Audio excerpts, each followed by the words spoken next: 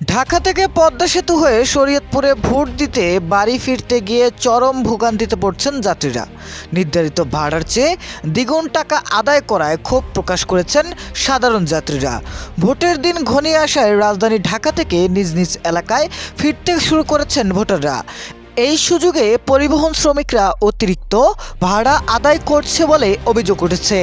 যাত্রীদের ভাষ্য, যেখানে সাধারণ সময় ঢাকা থেকে শরীয়তপুরগামী বাসের ভাড়া 250 থেকে 300 টাকা, সেখানে এখন দিতে হচ্ছে 400 থেকে 500 টাকা পর্যন্ত।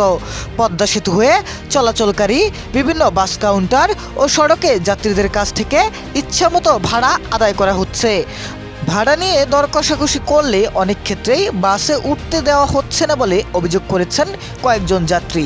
একজন যাত্রী বলেন, ভোট দিতে বাড়ি যাচ্ছি, এমনিতেই সময় কম, কিন্তু বাসে উঠতে গেলে 250 টাকার ভাড়া 400 টাকা চাইছে, বাধ্য হয়ে দিতে হচ্ছে।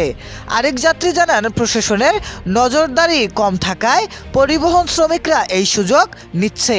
দ্রুত ভ্রাম্যমাণ আদালত ও তদারকির দাবি জানিয়েছেন যাত্রীরা।